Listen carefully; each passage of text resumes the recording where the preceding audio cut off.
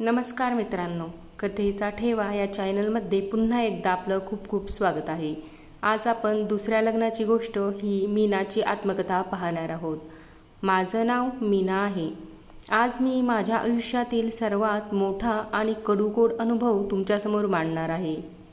माझ्या दुसऱ्या लग्नाची कहाणी।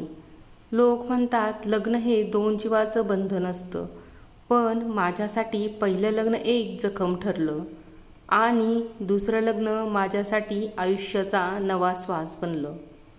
माझं पहिलं लग्न वयाच्या 21व्या वर्षी झालं। घरच्यांनी निवडलेला मुलगा, नोकरीत चांगला, सुसंस्कृत कुटुंब। सुरुवातीला सगळं ठीक होतं, पण लग्नानंतर काही महिन्यातच मला जाणवलं की त्याचं आणि माझं विचारविश्व वेगळंच आहे। तो घरात फारसा वेळ घालवत नसे, मित्रांच्या संगतीत रमायचा आणि मी एकटी 4 भिंतीमध्ये।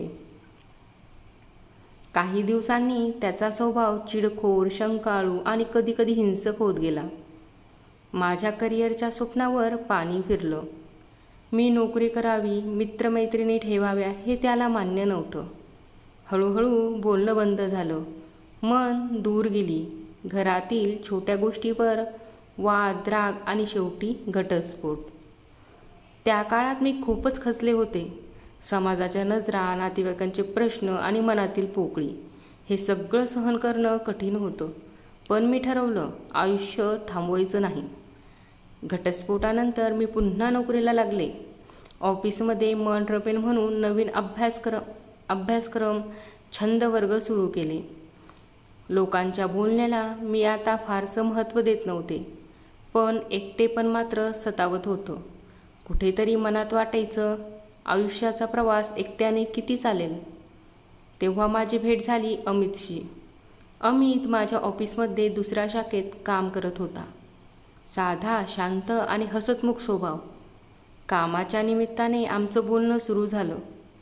त्याने कधी माझ्या भूतकाळाबद्दल विचारलं नाही किंवा मला कमी लेखलं नाही। उलट तो म्हणायचा प्रत्येकाला दुसरी संधी मिळायलाच हवी। हळूहळू आमची मैत्री घट्ट झाली। एकमेकांच्या आवडीनिवडी, विचारसरणी जुळली। मला पहिल्यांदाच वाटलं की कुणी मला माझ्यासाठी स्वीकारतंय, माझ्या चुका, माझा भूतकाळ सगळं। अमितने एक दिवस थेट विचारलं, मीना, आपण लग्न करूया का? माझ्या मनात 100 प्रश्न। पुन्हा लग्न, लोक काय म्हणतील, पुन्हा तसंच झालं तर?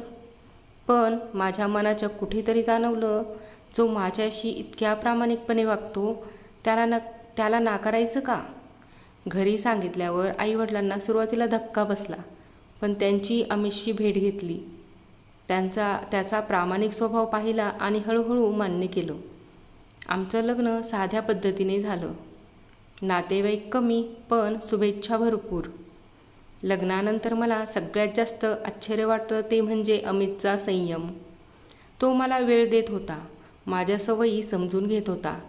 पहिल्या लग्नानंतर जी भीती होती ती हळूहळू नाहीशी होत गेली। आव्हाने आणि जुळवून घेतलं। दुसऱ्या लग्नातही आव्हाने होती। कधी कधी माझा भूतकाळ मनात यायचा, तर कधी समाजाच्या बोलण्याने त्रास व्हायचा, पण अमित नेहमी माझ्या बाजूने उभा राहिला।